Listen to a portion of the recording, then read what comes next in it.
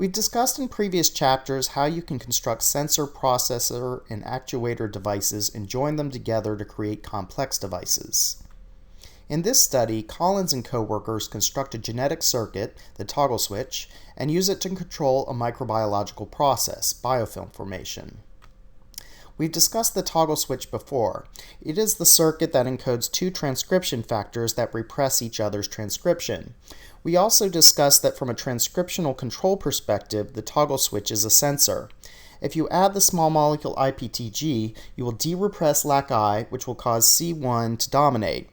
When E. coli is irradiated with UV light or another source of DNA damage, such as a chemical mutagen, the C1 protein is proteolytically cleaved, inactivating it. Thus, irradiation with UV will flip the system towards LAC-I dominating. The specific transduction mechanism from DNA damage to proteolysis of C1 involves the DNA repair machinery and Rec-A activation. Suffice it to say, the induction of DNA damage de-represses PL promoters, so if you place GFP under PL in the system and induce damage, GFP turns on.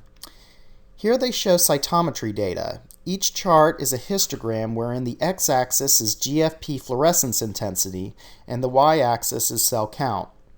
In the first row, they are examining the effect of 4 different concentrations of the mutagen MMC on the cells. With no mutagen, all the bacteria are white because C1 is dominating. As damage is induced, the all or none bistability of the circuit results in 2 populations of bacteria. At the highest concentration of mutagen, most of the cells join the on population. In the second row, a similar response is observed when UV light is used to create the DNA damage. Thus, they have a DNA damage sensor that outputs transcription from PL and can be used to drive actuators. The actuator in their system is biofilm formation. Many bacteria, including some E. coli strains, produce biofilms. Effectively, biofilms are bacteria embedded in polysaccharide gel.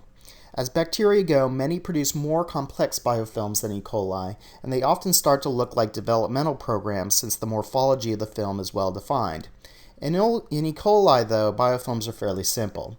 There is no internal order to the bacteria, it's just goo. The process for creating a biofilm is non-trivial. Bacteria do not spontaneously adhere to one another, and thus surface modifications are required to initiate the process. One critical component of biofilm formation in E. coli is an F. Pilis.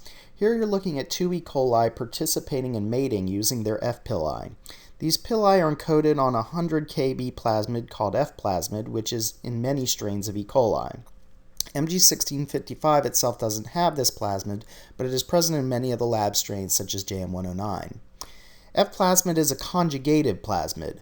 When 2 bacteria undergo mating with F, the F plasmid genome undergoes transfer in which it migrates through the channel of the F pilus into the recipient cell.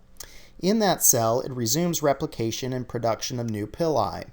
Though it is not a virus, it's a plasmid, it has the transmission behavior of a lysogenic phage. Like any process, if you knock out any one of the genes in F. Pilis formation, the process is no longer observed. Earlier transposon studies have shown that knockout of the TRA gene eliminates F. Pilis formation, and without the F. Pilis, it also disrupts biofilm formation. Complementation of TRA mutants with a plasmid-encoded copy restores biofilm formation. Thus, controlling whether TRA protein is made or not made in the cell can be used to turn biofilm formation on or off. Thus, the actuator device in their system is in one sense very simple, and in another sense very complicated. They place only one gene, TRA, under the control of the toggle switch, but in practice they are controlling an elaborate process encoded by genes in the genome by restricting the expression of this one gene. And it works. Without DNA damage, the toggle switch is dominated by C1, PL is repressed, TRA is not produced, and there is no biofilm. If they induce DNA damage with UV or chemical mutagens, the toggle switches and the biofilm results.